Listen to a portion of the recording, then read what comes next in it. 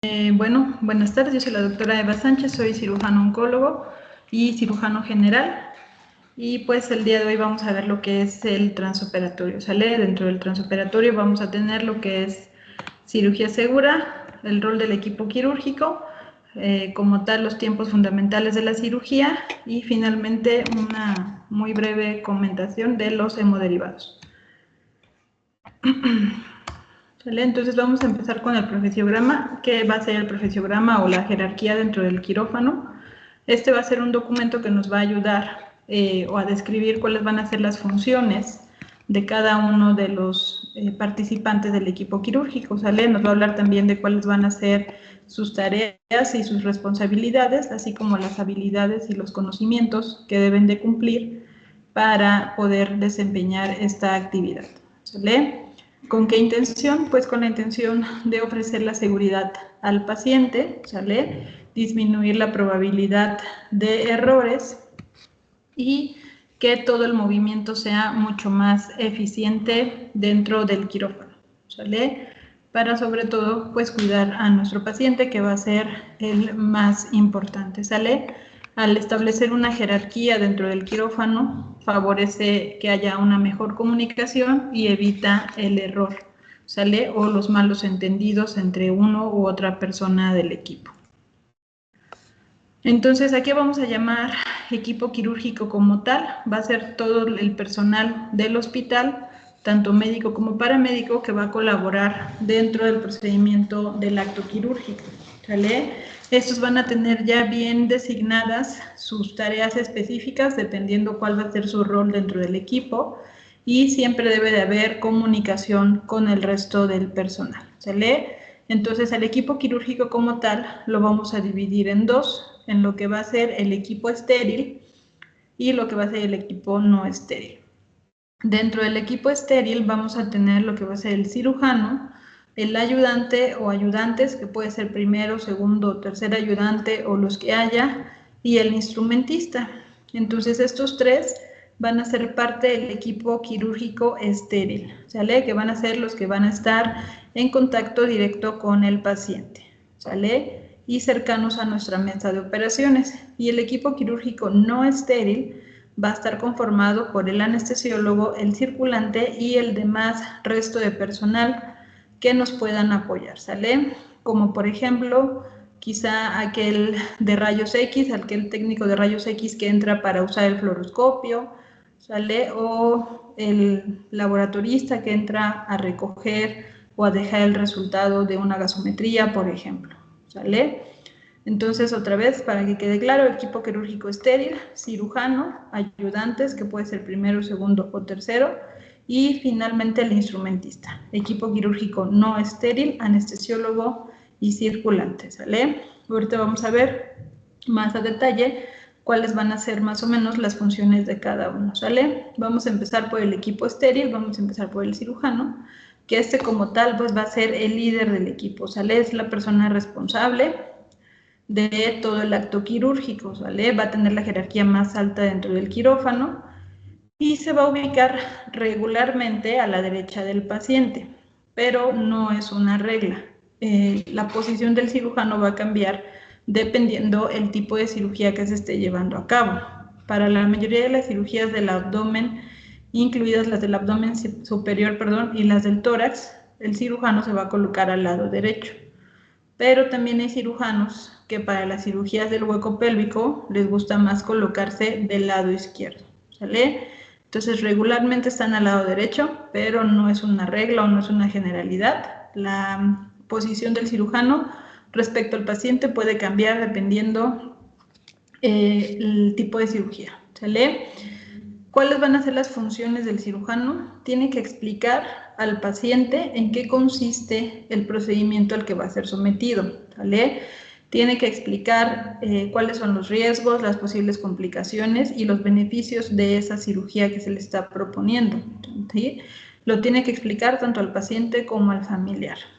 Y tiene que explicar en palabras que el paciente pueda entender en qué consiste esa cirugía, si es extraer un órgano o solo una parte del órgano, si va a haber alguna anastomosis, ¿sale? y especificar muy bien cuáles son esas posibles complicaciones o qué es lo que nosotros buscamos al realizar la cirugía. También es su obligación verificar que todo el equipo esté presente y esté capacitado para realizar sus funciones en específicas, así como de verificar que tiene disponible todo el material que va a utilizar durante la cirugía, ¿sale? Entonces, si va a utilizar algún material extra, él tiene que estar seguro de que ese material ya se encuentra dentro del área de quirófano. Una sonda, por ejemplo, o algún marcapasos, o cualquier otro material que él vaya a ocupar. Y además del material quirúrgico como tal. Debe de permanecer con el paciente todo el tiempo, ¿sale? Mientras una vez que el paciente ingresa a la sala, ¿sale? Es responsabilidad del cirujano encontrarse a su lado, ¿sale? Hasta que finaliza el acto quirúrgico y el paciente sale a recuperación. Y también es su responsabilidad dar informes al finalizar la cirugía al familiar o a la persona responsable del paciente, es explicarle cuáles fueron los hallazgos de la cirugía, si hubo algún inconveniente o si todo salió como lo planeado, ¿sale? Y también informarle cuáles van a ser los cuidados del posoperatorio de ese paciente, ¿sale? ¿Qué competencias debe de cumplir, pues un cirujano debe de tener mucha templanza, ¿sale? Mucha paciencia, debe tener un amplio conocimiento en la anatomía, ¿sale? Debe de poder realizar o tomar decisiones de forma, ¿cómo se dice? En ese instante, ¿sale? O sea, debe poder decidirse en ese momento de cuál va a ser la mejor opción para el paciente, ¿sale? Entonces, pues él es la mayor jerarquía dentro del quirófano. Luego tenemos a los ayudantes. Regularmente vamos a tener a lo que va a ser el primero y el segundo ayudante, aunque a veces puede llegar a haber un tercer ayudante, pero lo más común es que solo haya un primer y segundo ayudante, ¿sale? El primer ayudante, o conocido como segundo cirujano, se va a colocar enfrente de mi cirujano, es decir, que si el cirujano está a la derecha del paciente, entonces el primer ayudante se va a encontrar a la izquierda del paciente, ¿sale? Siempre va a ir frente al cirujano.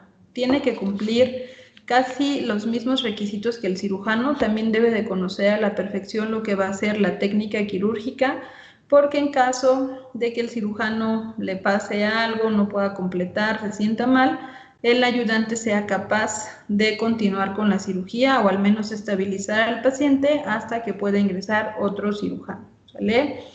Va a hacer todos los movimientos que haga el cirujano, pero en espejo, así que también por eso es que debe de conocer a la perfección la técnica quirúrgica, ¿sale? Y como parte de sus funciones en algunos hospitales, a este primer ayudante va a ser el designado para realizar la antisepsia en el paciente, ¿sale? Entonces, aquel que lava al pacientito y lo viste y lo supervisa que estén bien colocados los campos, pues va a ser responsabilidad de ese primer ayudante, ¿sale? Y el segundo ayudante regularmente siempre va a estar a la derecha del cirujano, entonces también va a estar a la derecha de nuestro paciente, ¿sale? Y este va a tener básicamente la función de separar, ¿sale? Va a ser el encargado de tomar los separadores, ¿sale? Y ayudar con la función de separar o de exponerle al cirujano y al primer ayudante para que puedan llevar a cabo la técnica quirúrgica, ¿sale? Y luego finalmente como último participante del equipo estéril vamos a tener a lo que va a ser la instrumentista, ¿sale? Que este puede ser tanto un médico como una enfermera con un posgrado de enfermera instrumentista. Esta siempre se va a encontrar de frente al cirujano, pero a la derecha del primer ayudante, ¿sale? Perdón, a la izquierda del primer ayudante, de frente al cirujano, para poder facilitarle el pasar todo el instrumental durante el procedimiento quirúrgico, ¿sale?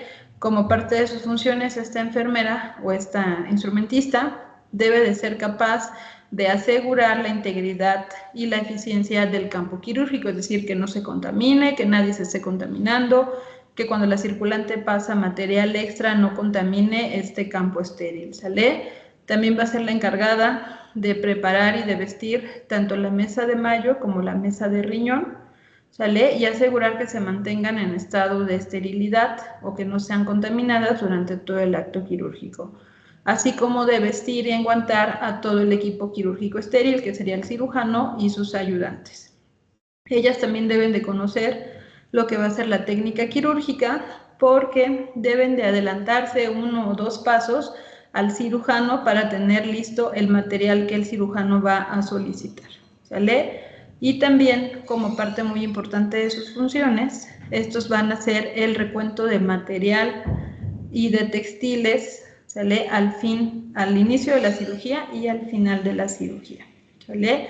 Esto lo va a hacer junto con la circulante, que van a verificar que tanto el material del instrumento como los textiles, que pueden ser gasas, compresas, y las agujas estén completas tanto al inicio como al final de la cirugía, ¿sale? Y pues ella va a ser al final la encargada de quitar todos los campos que se colocaron a nuestro paciente. Y luego ya como parte del equipo quirúrgico no estéril, tenemos a lo que va a ser el anestesiólogo, que este va a ser pues el especialista de garantizar que nuestro paciente se mantenga estable durante todo el procedimiento quirúrgico. Va a ser aquel que mantenga la homeostasis de nuestro paciente, ¿sale? Lo va a mantener bajo sedación o con una adecuada analgesia durante todo el procedimiento quirúrgico. Ellos tienen que tener un gran conocimiento tanto en fisiología, sobre todo en fisiología respiratoria y en farmacología, ¿sale? Entonces él va a ser el encargado de monitorizar y vigilar que el paciente se mantenga estable y que en caso de que el paciente esté grave o esté inestable, va a ser el encargado de estabilizar al paciente o de hacer las correcciones necesarias para que el paciente se mantenga entre lo más estable dentro de la cirugía. Y finalmente tenemos a la circulante, que ella va a ser prácticamente un nexo o una comunicación entre lo que va a ser mi equipo estéril y mi equipo no estéril. Entonces ella va a ser la encargada de suministrar a la instrumentista o al instrumentista todos los materiales que se requieran extras, ¿sale? Y también de apoyar al anestesiólogo con el material que éste necesite, ¿sale? Entonces ella va a ser la encargada de prepararle a la instrumentista o ir abriendo los empaques no estériles e irlos colocando sobre la mesa de riñón, ¿sale? También va a ayudar a vestir al equipo quirúrgico, ella va a ser la encargada de sujetar o de amarrar las batas por detrás, una vez que la instrumentista ha colocado las batas en el equipo quirúrgico, ¿sale? También va a ser la encargada de ir documentando en su hoja de enfermería todo el proceso, incluidos signos vitales que ellas también van a anotar en sus hojitas, y va a ser, sobre todo la encargada de llenar la hoja de cirugía segura, que vamos a ver ahorita más adelante, ¿sale? Y al final también va a ser la encargada de hacer el conteo del material y textiles junto con la instrumentista al inicio de la cirugía y al final de la cirugía, ¿sale? Y también va a ser la encargada de reportar si es que hubo algún incidente o algún accidente durante todo el procedimiento quirúrgico, así como la encargada de etiquetar la pieza de patología en caso de que haya una pieza de patología al final, ¿sale? Entonces eso sería un vistazo rápido de lo que es el profesiograma de todo lo que es el equipo quirúrgico. En resumen, lo vamos a dividir en equipo quirúrgico estéril, que es el cirujano, los ayudantes y la instrumentista o el instrumentista, y el equipo quirúrgico no estéril, que es básicamente circulante, que es el enlace entre el equipo estéril y no estéril y el anestesiólogo, ¿sale? Luego tenemos lo que es la cirugía segura, ¿sale? ¿Qué es la cirugía segura? Es este programa que llevó a cabo la OMS más o menos en el 2009 con la intención de disminuir la mortalidad asociada a las cirugías, la morbimortalidad asociada a las cirugías, ¿sale? Entonces, nada más como una breve introducción, como pueden ver ahí, la tasa bruta de la mortalidad asociada a las cirugías puede llegar hasta un 5% y hasta el 25% de estos pacientes sometidos a cirugía van a presentar algún tipo de complicación que pudo haber sido prevenible, ¿sale?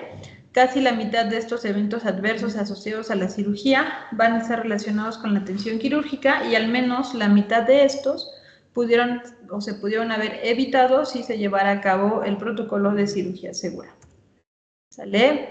Entonces, ¿Cuál es el protocolo de cirugía segura salvavidas? Es un conjunto básico de normas de seguridad que van a ser aplicables a todos los Estados miembros de la Organización Mundial de la Salud, con el objetivo de mejorar la seguridad y la atención quirúrgica en todo el mundo, ¿sale? Y lo vamos a dividir en 4 áreas. Una va a ser la prevención de las heridas del sitio quirúrgico, la infección del sitio quirúrgico, perdón. Otro va a ser la anestesia segura, los equipos quirúrgicos seguros y la medición de los servicios quirúrgicos, ¿sale? Entonces, todo este programa que instauró la OMS lo vamos a dividir en estas 4 áreas, ¿sale? Y en resumen, vamos a tener lo que va a ser esta lista de verificación de cirugía segura, ¿sale? Entonces, ya quedamos que fue diseñada por la OMS en el 2009, ¿sale? Y esta hojita de cirugía segura va a constar de 19 ítems, va a estar dividida en 3 momentos críticos que se van a llevar a cabo durante toda la cirugía y pues ya quedamos que debe ser aplicable en cualquier quirófano del mundo, ¿sale? Entonces, vamos a empezar con el momento 1, que va a ser antes de la inducción anestésica, ¿sale? Entonces aquí van a participar el paciente si es que todavía está despierto, el anestesiólogo, la enfermera instrumentista o el instrumentista, el cirujano y la enfermera circulante, ¿sale? ¿Con qué objetivo? Con el objetivo de identificar paciente correcto, cirugía correcta y sitio correcto, ¿sale? Entonces, vamos a tener estas preguntitas, que son las mismas que vienen en la primera parte de nuestra hoja de cirugía segura, en la que vamos a confirmar la identidad de nuestro paciente. Si el paciente está despierto, él mismo va a decir su nombre, yo soy fulanito de tal, y si no, entonces el cirujano tiene que decir el nombre completo del paciente. Él es fulanito de tal, está programado para una colestectomía laparoscópica, por ejemplo, ¿sale? Y ahí la enfermera va a preguntar si está marcado el sitio quirúrgico. ¿Cómo se debe de marcar el sitio quirúrgico? Se debe de marcar con la figura de una diana, ¿sale? Justo en el sitio donde se va a intervenir. En este caso, en el paciente que es una colestectomía, pues lo marcaríamos con un signo de diana debajo de la costilla derecha. Si fuera, por ejemplo, una amputación de la pierna izquierda, entonces tendríamos que marcar sobre el sitio en el que vamos a incidir con forma de diana, ¿sale? Si vamos a operar una tiroides y solo vamos a quitar el lóbulo izquierdo, por ejemplo, entonces vamos a colocar la diana aquí sobre el lóbulo izquierdo, ¿sale? Si es en un dedo, entonces la imagen en diana sobre el dedo, siempre en forma de diana. Y también se recomienda que el cirujano pueda poner sus iniciales, ¿sale? También ahí con un marcador poner las iniciales del cirujano, ¿sale? Y a eso se refiere con el marcaje, que debe de hacerse en el preoperatorio cuando el paciente está en su cama, ¿sale? Incluso también puede estar el familiar, para que sea una segunda forma, otra forma de verificar el sitio correcto de la intervención, ¿sale? Después la enfermera circulante va a preguntar al anestesiólogo si su pulsoxímetro y todo el equipo de anestesia sirve, ¿sale? Si su máquina sirve, si su monitor sirve, si su baumanómetro sirve, si el pulsoxímetro sirve y va a colocar una palomita, ¿sale? Y después va a preguntar a todo el equipo quirúrgico, incluido el cirujano, el anestesiólogo y la instrumentista, si el paciente tiene alguna alergia conocida, ¿sale? Finalmente, al anestesiólogo le va a preguntar si tiene riesgo de vía aérea difícil. Ya saben que los anestesiólogos tienen estas escalas para predecir si existe o no existen vías aéreas difíciles, tienen sus escalas predictoras, y entonces ahí el anestesiólogo dirá si el paciente tiene el riesgo o no tiene el riesgo, ¿sale? En este momento el paciente todavía no ha sido anestesiado, recuerden, ¿sale? Y finalmente preguntar si ese paciente tiene riesgo de un sangrado mayor a 500 mililitros, ¿sale? Y como ven hacia su imagen del lado izquierdo, que es un fragmento de esta hoja de cirugía segura, solo es cosa de ir poniendo palomita en sí o no, ¿sale? Luego vamos a lo que va a ser el segundo momento, ¿sale? Este ya es justo antes de la incisión. Aquí el paciente ya va a estar anestesiado, ya sea que esté con anestesia general o que tenga únicamente un bloqueo epidural, pero el paciente ya está anestesiado, ya está vestido y ya está a punto de cortar el cirujano, ¿sale? Aquí nuevamente van a participar lo que va a ser todo el equipo, que va a ser cirujano, anestesiólogo, instrumentista y circulante, ¿sale? ¿Cuál es el objetivo de este segundo momento? Lo que se conoce como pausa quirúrgica o tiempo fuera o time out, ¿sale? Es para volver a prevenir, ¿sale? Y confirmar que estamos operando otra vez paciente correcto, sitio correcto y cirugía correcta, ¿sale? Entonces, nuevamente vamos a tener estas 5 preguntitas que son las mismas, no muy similares a lo que tenemos en la parte de en medio de nuestra hoja de cirugía segura, en la que todo el equipo se va a presentar, empezando por nombre y función. Sale yo, doctora Eva Sánchez, cirujano, mi ayudante fulanito de tal, instrumentista Panchita, circulante tal, incluido el anestesiólogo, y si hay residentes de anestesiología también se tienen que presentar. ¿Sale? Nuevamente se vuelve a confirmar el sitio y el procedimiento, ¿sale? Paciente programado para colistectomía laparoscópica, para amputación supracondílea derecha, para hemitoidectomía izquierda, amputación del tercer dedo de la mano izquierda, ¿sale? Se tiene que decir el nombre completo del procedimiento, incluido obviamente la lateralidad, en caso de que exista lateralidad, ¿sale? Luego la enfermera va a preguntar si se administró profilaxis antibiótica en los últimos 60 minutos. Eso tiene que ver sobre todo con la prevención de la infección del sitio quirúrgico. ¿Se acuerdan que al principio dijimos que esto de la cirugía segura se dividía en 4 y parte de esas 4 áreas, una era la prevención de la infección del sitio quirúrgico? Bueno, este punto en específico tiene que ver con eso, ¿sale? Acuérdense que la profilaxis antimicrobiana va a ser una de las principales tareas para prevenir la infección del sitio quirúrgico, ¿sale? Y la forma correcta de aplicarlo, pues va a ser de 30 a 60 minutos antes de la cirugía, ¿sale? Entonces, igual la enfermera va a preguntarle al cirujano si se le pasó antibiótico antes y va a poner palomita si sí o si no, ¿sale? Luego va a preguntar si dentro del expediente son visibles estudios tanto de laboratorio como de imagen, y si son visibles para todo el equipo. Ahí tanto el anestesiólogo tendrá que contestar que sí, así como el cirujano, y luego va a preguntar al anestesiólogo específicamente si existe algún problema en específico respecto a ese paciente, ¿sale? Si tuvo alguna complicación cuando lo anestesió, por ejemplo, si hubo alguna pérdida dentaria o si tuvo alguna lesión a nivel de la boca cuando colocaron el laringo, o cualquier cosa que durante el momento de la anestesia, de la inducción, el anestesiólogo hubiera presentado, ¿sale? Y luego va a preguntar al cirujano cuáles van a ser los pasos críticos de esa cirugía, ¿sale? ¿A qué se refieren con los pasos críticos? Pues como los pasos en los que más pudiera haber alguna complicación o algún error. Por ejemplo, si vamos a operar a este paciente, nuevamente volvemos al ejemplo del paciente de la colecistectomía o de la vesícula, alguien dígame cuál creen que sea el paso crítico en una colecistectomía. ¿Nadie? ¿Alguien? ¿Están ahí?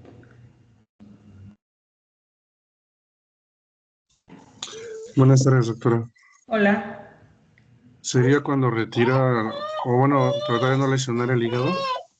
Ajá, ese sería un paso crítico cuando desprendemos o quitamos la vesícula del lecho hepático. Muy bien, otro paso crítico que se les ocurra.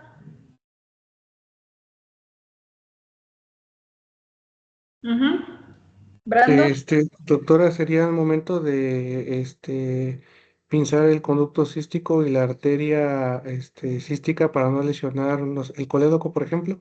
Exactamente, yo creo que ese sería como el punto más crítico de una La, colecistectomía, la, la les- identificación ajá, la de... lesión de vía biliar, ¿no? Exactamente, prevenir una lesión de vía biliar, ¿sale? Entonces, el momento crítico sería la identificación y la ligadura del conducto cístico y de la arteria cística, por ejemplo, ¿sale?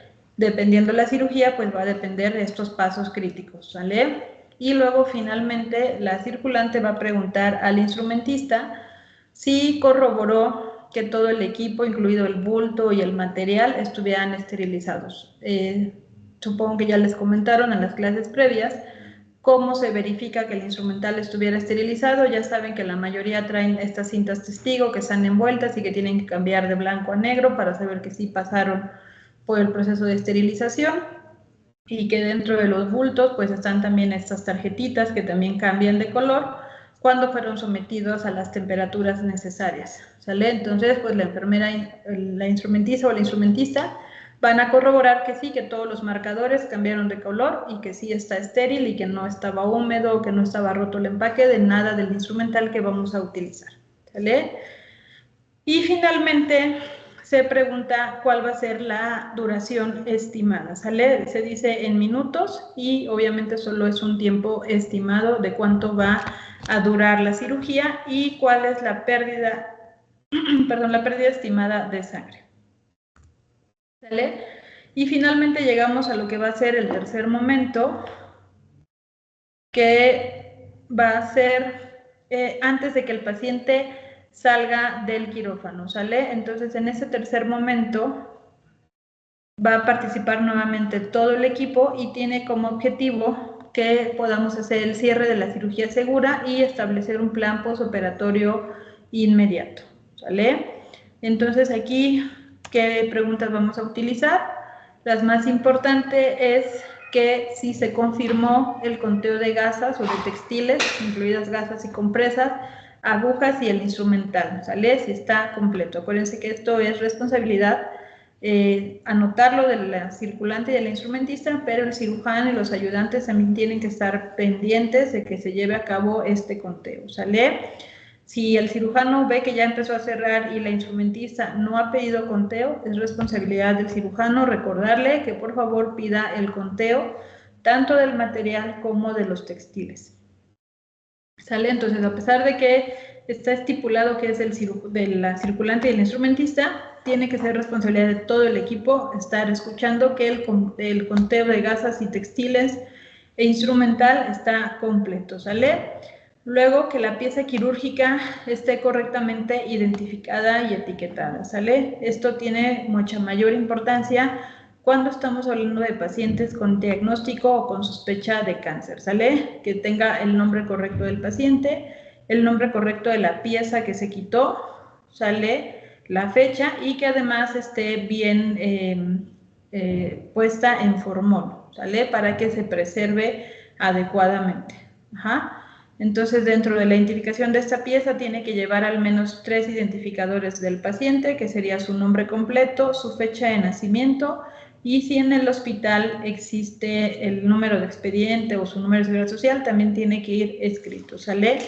La fecha en la que se está tomando esa muestra, por ejemplo, hoy que estuviéramos operando hoy a un paciente por un probable melanoma, tendríamos que poner hoy 12 de febrero, amputación del tercer dedo de la mano izquierda, y luego ponemos la sospecha diagnóstica, que en este caso sería probable melanoma, ¿no?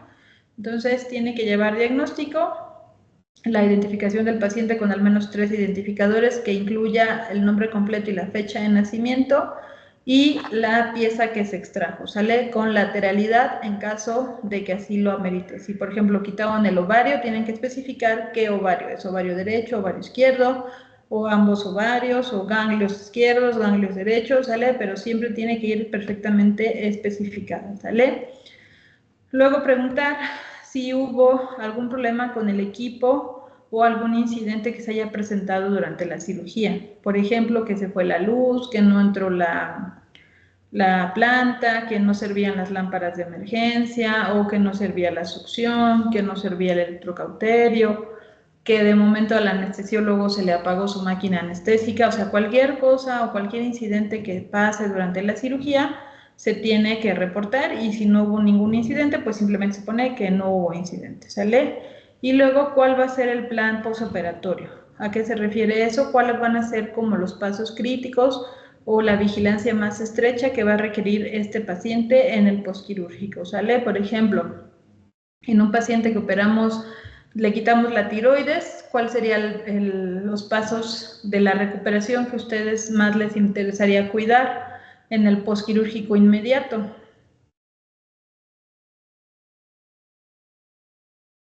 ¿Alguien por ahí que participe?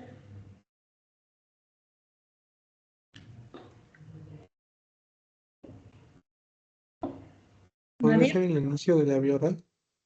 El inicio de la vía oral podría ser uno, otro. El uso correcto de soluciones y medicamentos para el dolor postquirúrgico. Exacto, una adecuada analgesia posoperatoria y evitar la sobrecarga hídrica. Otro. Adecuada estabilización hemodinámica. Ajá, que el paciente se mantenga estable hemodinámicamente, que no haya datos de sangrado, que no haya un hematoma que está creciendo en el cuellito y así, ¿sale? Entonces aquí vamos a poner cuáles van a ser como las partes críticas del cuidado posoperatorio de ese paciente en específico, ¿sale? Por ejemplo, si operé a un viejito de 80 años, pues a él sobre todo le voy a cuidar que no le vaya a dar una trombosis, ¿sale? Que no se vaya a formar un coágulo y vaya a ser una trombosis venosa, una trombosis pulmonar, ¿sale? Entonces, dependiendo del paciente y la cirugía, van a ser estos pasos críticos, ¿sale? Y básicamente eso es el programa de cirugía segura, ¿sale? Entonces lo vamos a dividir en 3 momentos, al ingresar a la sala, en la que se va a confirmar cirugía correcta, paciente correcto y sitio correcto, además de que todo el funcionamiento de las máquinas sea el adecuado, ¿sale? Luego, justo antes de incidir, vamos a volver a hacer la pausa quirúrgica o el tiempo fuera, que es como le llaman, o el time out, en el que vamos a volver a corroborar paciente correcto, cirugía correcta, sitio correcto. Todo el equipo quirúrgico se va a presentar por nombre completo y rol, ¿sale? Y finalmente, antes de que el paciente salga del quirófano, ¿sale? Una vez que el cirujano dice, ya voy a empezar a cerrar, en ese momento, antes de que cierre la pared abdominal o el cuello o el tórax, se tiene que hacer el conteo de gasas, ¿sale? Para corroborar que está completo textiles, instrumento y agujas, ¿sale? Para que ahora sí el cirujano con toda la confianza del mundo puede ir cerrando pared abdominal o cuello o tórax. Y al finalizar, ya cuando se están desenguantando todos, el correcto etiquetado de la pieza quirúrgica en caso de que existiera, y si hubo algún incidente durante todo el evento quirúrgico, y finalmente el plan anestesia, el plan posoperatorio, ¿sale? ¿Dudas hasta aquí con lo de cirugía segura? No, doctora. Bueno, entonces nada más ya como conclusiones, la cirugía segura comienza siempre antes del primer corte. Si ustedes se dan cuenta que durante el procedimiento el cirujano o el instrumentista o el anestesiólogo no están llevando a cabo ese time out o ese tiempo fuera, sería bueno que ustedes les recordaran que es por la seguridad del paciente, ¿sale? Y finalmente la lista de verificación pues es un papel, no es un papel cualquiera, es una forma de asegurar que el paciente tenga una cirugía segura y disminuir las complicaciones o incluso la morbilidad en un evento quirúrgico, ¿sale?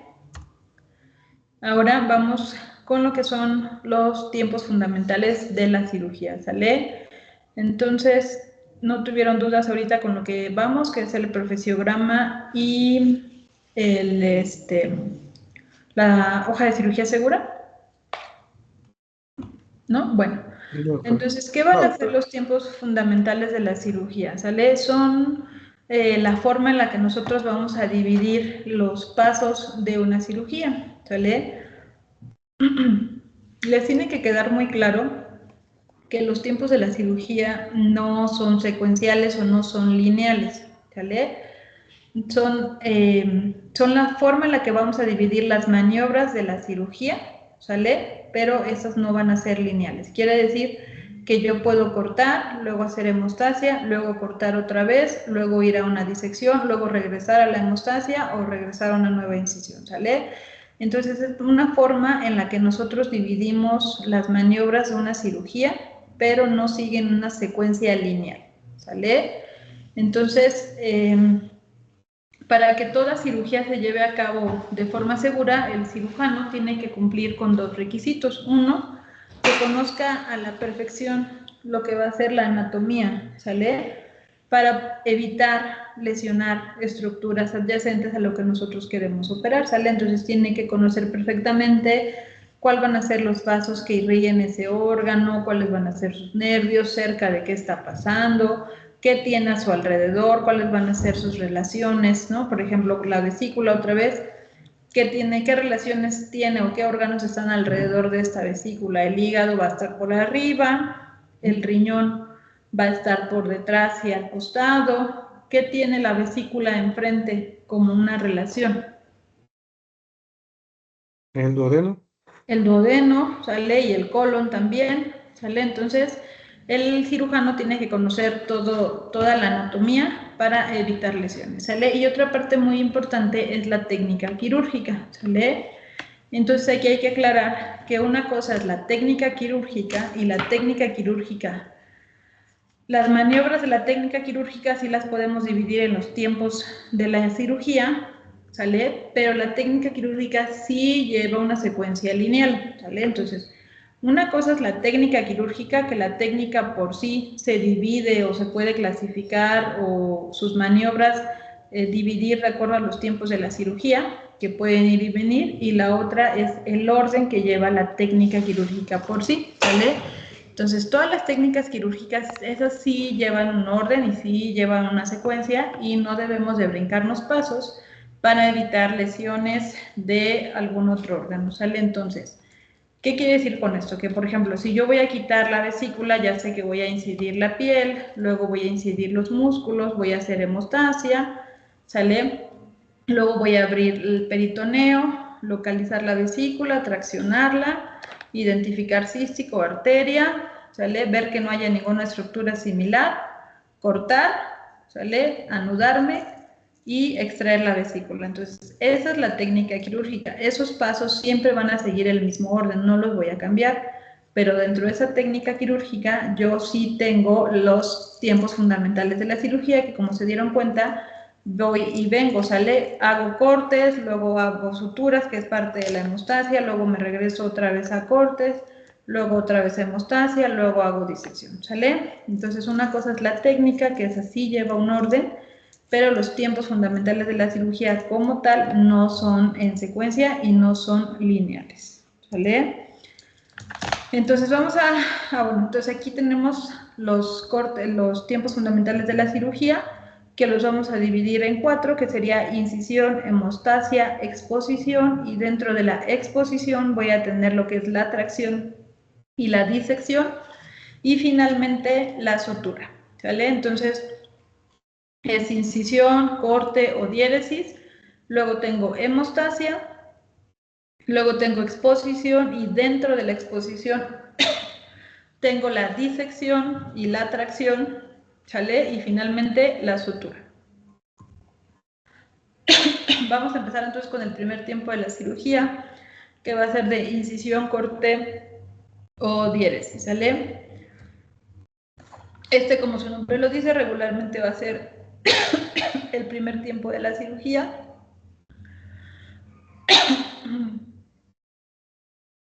Denme un segundito.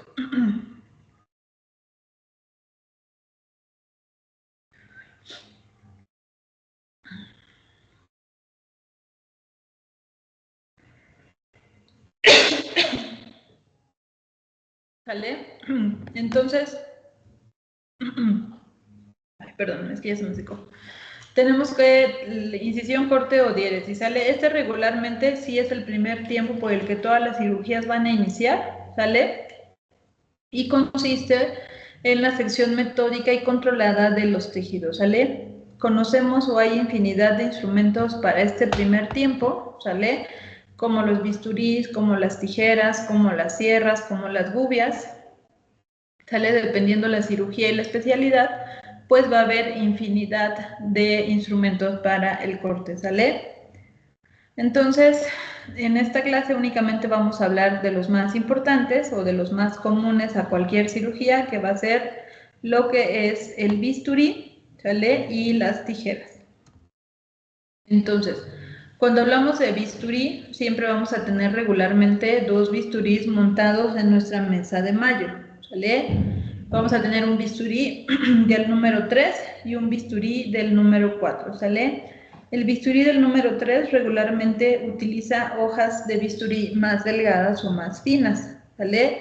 Que van en numeración del 15 al 20. Entonces, cualquier hoja del 15 al 20 le queda al mango de bisturí número 3, ¿sale? Y el mango de bisturí del número 4 regularmente lo utilizamos para cortes un poquito más gruesos, ¿sale? Y ahí le van a tocar o le van a quedar hojas del 20 al 25, ¿sale? Regularmente durante una cirugía, el corte de la piel y de la grasita la vamos a hacer con el bisturí del número 4, que se conoce como primer bisturí, o como han escuchado ustedes que dicen primer bisturí, es el del número 4, ¿sale? Y luego tenemos el segundo bisturí o el bisturí del número 3, que nos sirve para cortar tejidos más profundos, ¿sale? ¿Cómo vamos a hacer el corte del bisturí? Siempre va a ser de lejos a cerca o de distal a proximal, ¿sale? Imaginando que estamos ante una laparotomía, es decir, vamos a incidir la pancita de nuestro paciente. Siempre vamos a empezar de lo más distal a mí, es decir, a la altura de la apófisis xifoides, por ejemplo, hacia el pubis o hacia el ombligo, ¿no?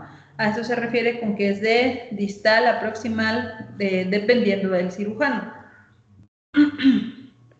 Por ejemplo, si es una colecistectomía abierta o una vesícula abierta, vamos a empezar desde la parte más media de la línea media del paciente hacia la parte más externa, que dependiendo del cirujano o referente al cirujano es de lo más distal a lo proximal o de lo lejos a lo cerca, ¿sale? Y tenemos 3 formas de tomar el bisturí, ¿sale? Dependiendo el tipo de corte que vamos a realizar. ¿Ah? Entonces, aquí está. Si yo quiero hacer un corte preciso y pequeño, es decir, quiero cortar solo 1 centímetro de la piel, ¿sale? Voy a utilizar o voy a tomar mi bisturí como lápiz, que es como la imagen que viene hasta abajo, ¿sale? Entonces, tomar mi bisturí como lápiz, como si yo tomara un lápiz normal, me va a servir para hacer cortes pequeños y precisos, ¿sale? Pero si yo quiero hacer un corte largo y superficial, ¿sale? Largo y superficial, voy a tomarlo como arco de violín, ¿sale? Como están viendo en la imagen. Y finalmente, para el resto de la mayoría de incisiones, que van a ser cortes de regular longitud y de profundos, entonces voy a tomarlo como cuchillo de mesa, ¿sale? Voy a iniciar por poner el bisturí en un ángulo de 90 grados, después voy a bajarlo a un ángulo de 45 grados y ahora sí voy a realizar mi corte. Recuerden siempre de lejos a cerca o de distal a proximal respecto a mí, que soy el cirujano, ¿sale? Tengo 3 formas de agarrarlo, como cuchillo de mesa, para cortes de regular longitud pero profundos, como arco de violín para cortes largos y superficiales, y para cortes que sean profundos pero pequeños y meticulosos o que requieran mucha precisión, como lápiz, ¿sale? Tengo las tijeras, ¿sale? ¿Dudas con el bisturí? Chicos, No, doctora. No, doctora. Luego tenemos las tijeras, ¿sale? De las tijeras ya habrán visto igual que hay muchísimos tipos de tijeras. Los 2 más comunes que vamos a utilizar durante las cirugías pues van a ser las tijeras de Metzen y las tijeras de Mayo, ¿sale? Regularmente las tijeras de Mayo existen tanto curvas y rectas, ¿sale? Y de las tijeras de Metzenbau también hay curvas y rectas, ¿sale? Entonces las tijeras de Mayo regularmente las rectas las vamos a reservar para el corte de material únicamente, ¿sale? Y las tijeras Mayo curvas, al igual que las Metzen rectas, ¿sale? Ahí no se me vayan a confundir, me van a servir para el corte de tejidos gruesos, ¿sale? Como fascias, como tendones, como aponeurosis, ¿sale? Y para el corte de tejidos delicados, ¿sale? Como el peritoneo, por ejemplo, o el intestino, me va a servir la Metzen recta, o Metzenbau recta, curva, perdónenme. Entonces, otra vez, Mayo recta, material. Metzen curva para tejidos delicados, Metzen recta para tejidos fuertes, como aponeurosis, ¿sale? ¿Cómo voy a realizar el corte? Este va a ser a la inversa del bisturí cuando estamos hablando de planos superficiales. Entonces, si el bisturí corté de lejos a cerca, con la tijera voy a cortar de proximal a distal o de cerca a lejos, ¿sale? Siempre tengo que cortar solo con la punta de mi tijera y fijarme que detrás de lo que sea que estoy cortando no hay otra estructura que yo pudiera lesionar, ¿sale? Ahora, respecto al corte del material, va a depender qué material queremos cortar para saber la longitud de los cabitos, o sea, qué tan largo voy a dejar mi cabo, va a depender de qué material estoy cortando, ¿sale? Como una generalidad, ¿sale? Que yo les voy a decir como generalmente, cuando hablamos de material de suturas no absorbibles, ¿sale? Vamos a dejar los cabos más pequeños, ¿sí? Como de 2 a 3 milímetros. ¿Por qué? Porque yo quiero que dentro del cuerpo no haya tanta reacción a ese material extraño, entonces lo voy a dejar lo más corto que pueda, que no se me vaya a abrir mi nodo, ¿sale? Y para material absorbible, como este sí se va a absorber y no va a estar ahí como un cuerpo extraño, los puedo dejar un poco más largos, ¿sale? Pero repito, esto no es una generalidad, va a depender mucho del sitio anatómico en el que vayan a cortar y del cirujano, ¿sale? Otro ejemplo, por ejemplo, perdón, otro ejemplo sería cuando cortamos el nylon en la piel, ajá, regularmente se deja como a 1 centímetro porque después vamos a ir a quitar esos puntos y si los dejamos muy cortitos nos va a causar mucho problema estar jalando el hilo para cortarlo, ¿sale? Pero cuando yo quiero cortar, por ejemplo, el bicril dentro de la poneurosis, el bicril es un material absorbible, entonces ya quedamos que sí se puede quedar un poquito más largo, regularmente lo dejan como de 1 centímetro, pero cuando yo estoy en una anastomosis, ¿sale? Dentro de la pancita y estoy poniendo la seda, que la seda es un material no absorbible, ajá, entonces yo necesito dejar esos cabitos súper chiquitos como de 2 milímetros, ¿sale? Entonces ya se dieron cuenta ustedes que depende del sitio anatómico, de dónde están, para saber qué tan largos vamos a dejar esos cabos y del material del que está hecha la sutura, ¿sale?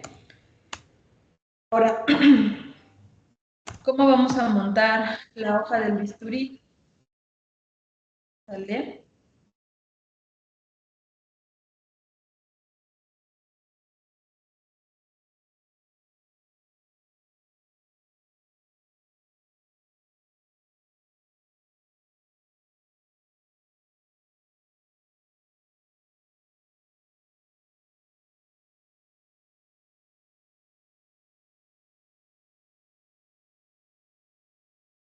Entonces quiero que vean cómo toma la hoja del bisturí y ahí está diciendo que vean o comparen que esta como diagonal que se hace coincida con la diagonal de mi hojita de bisturí, ¿sale? Y ahí voy a decir que estamos hacia la misma dirección, ¿sale? Y luego quiero que vean cómo también siempre lo toma con el porta agujas y no llega a presionar o a pinzar el filo, ¿sale? Nunca deben de pinzar el filo porque si no le van quitando filo al bisturí.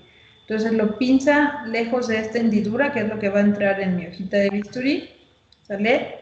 Y finalmente, ahora sí, lo va a introducir, ¿sale? Entonces quiero que vean cómo no toca el filo del bisturí, ¿sale? Y compara que estas dos diagonales, la diagonal de la hoja del bisturí y la diagonal del bisturí coinciden, ¿sale?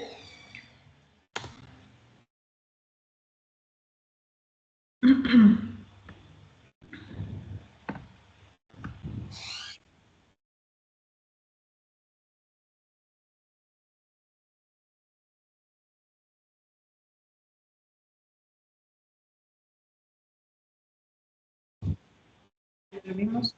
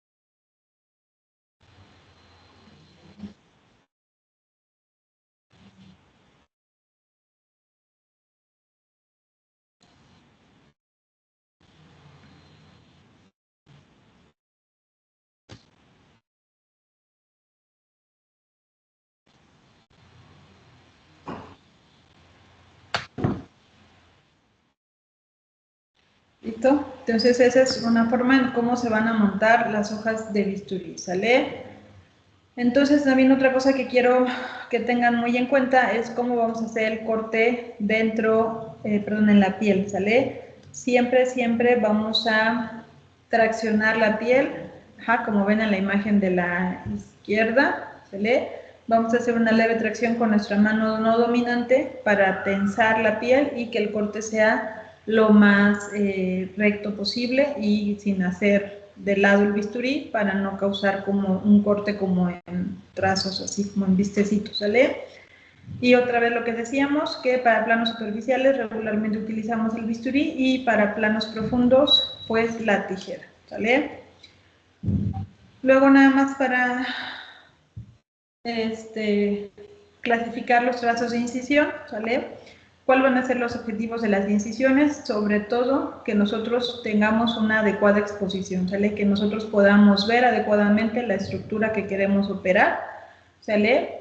Ese va a ser el principal objetivo de la cirugía y como un objetivo secundario queremos lo estético, ¿sale? Pero lo primordial en una cirugía es la exposición, ¿sale? Entonces nosotros necesitamos ver adecuadamente el sitio que vamos a operar, ¿sale? Y luego pues ya vamos a dejar lo que va a ser la estética y entonces vamos a poder tomar lo que son las líneas del Langer o del Ángel, ¿sale?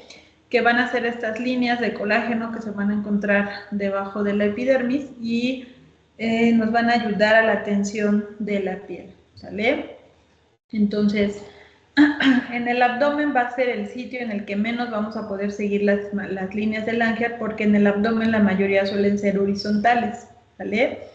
Y la mayoría de las incisiones en el abdomen son longitudinales, ¿sale? Entonces, el abdomen es el sitio en el que menos vamos a poder seguir las líneas del Langer, pero ¿dónde sí las vamos a seguir o va a ser la intención seguirlas? En la cara, ¿sale? ¿Por qué? Porque en la cara, pues obviamente es lo primero que se ve, es lo que más va a interesar como estética, y en la cara sí es más fácil seguir estas líneas cuando hacemos incisiones, ¿sale? Ahora, la forma de clasificar los tipos de incisiones o los trazos de incisiones van a ser dependiendo al eje longitudinal del cuerpo, al eje del cuerpo o a la forma de su trazo, ¿sale? Entonces, al eje longitudinal o al eje del cuerpo, van a ser longitudinales, las que van, por ejemplo, las laparotomías que van de apófisis hipoides a sínfisis del pubis, las transversales, como por ejemplo las cesáreas que hacen con Pfannstiel, esas serían una transversal, o las diagonales como las colecistectomías abiertas, que son incisiones diagonales subcostales del lado derecho, ¿sale?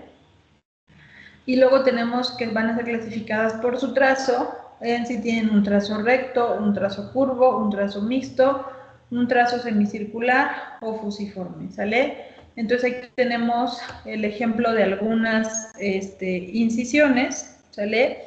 Esta que tenemos aquí de una mastectomía, ¿qué clase de acuerdo a su trazo, qué tipo de incisión sería? ¿Semicircular o fusiforme?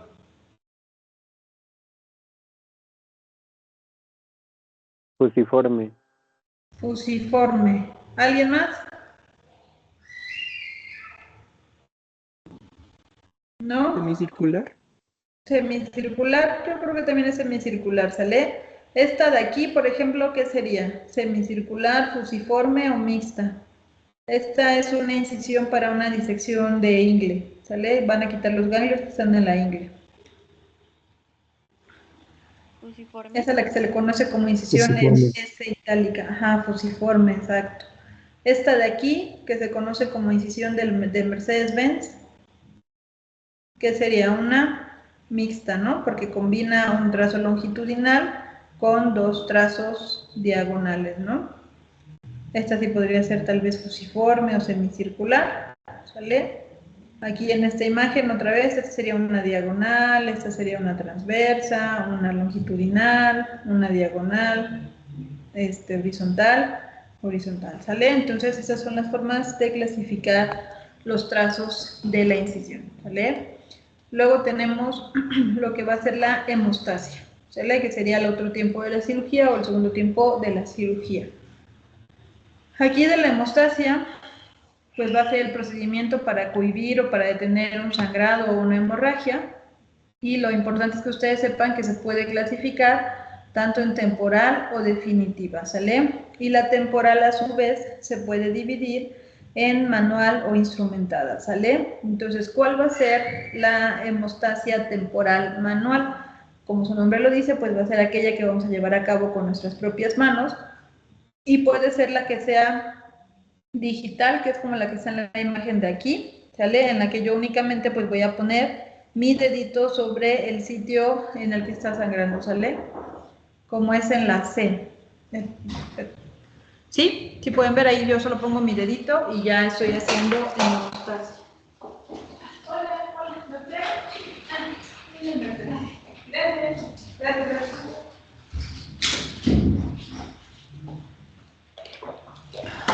Ya, perdón.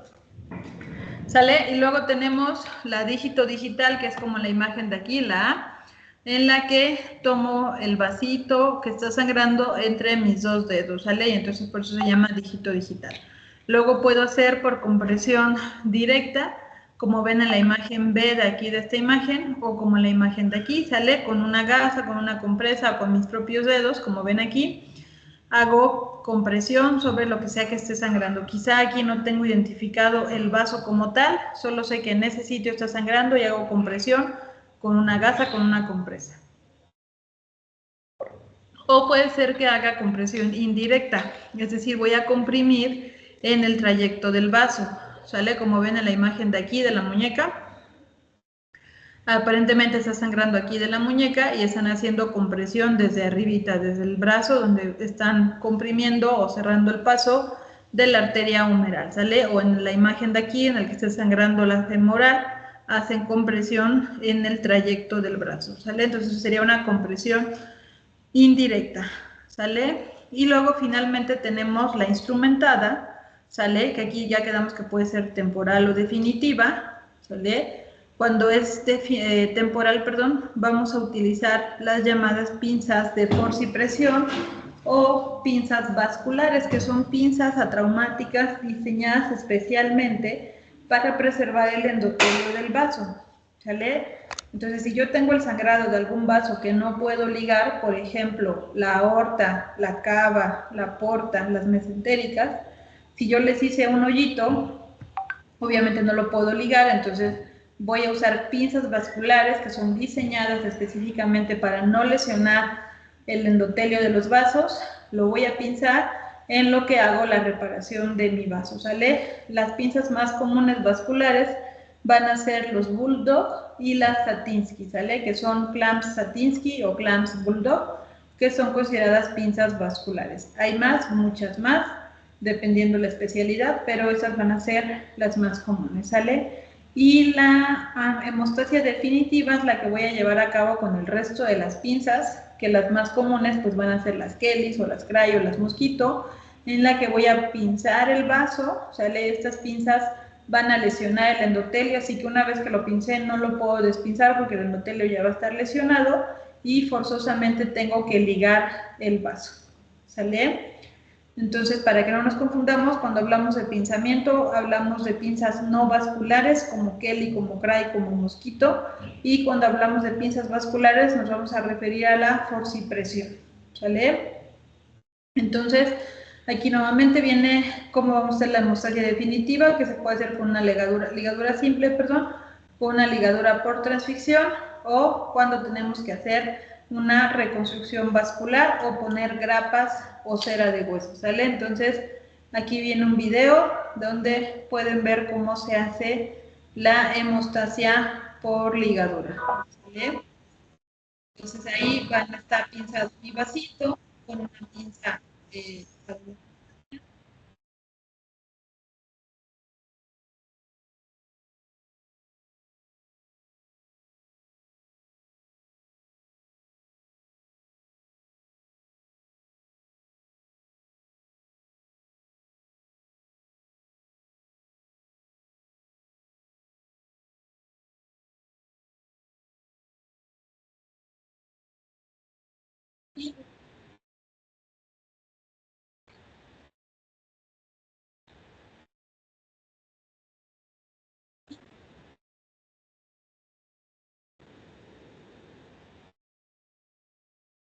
Entonces, eso sería la ligadura del vasito. Bien.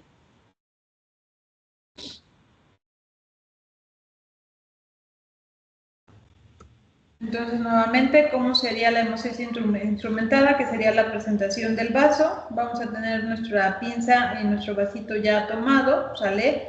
En este caso ya está cortado. Voy a levantar mi pinza en un ángulo de 90 grados y voy a pasar la sutura por detrás, ¿sale? Luego, ya saben, voy a cruzar mis cabos, voy a realizar el nudo y voy a ir bajando lentamente hasta formar los 3 nudos y ya luego puedo cortar, ¿sale?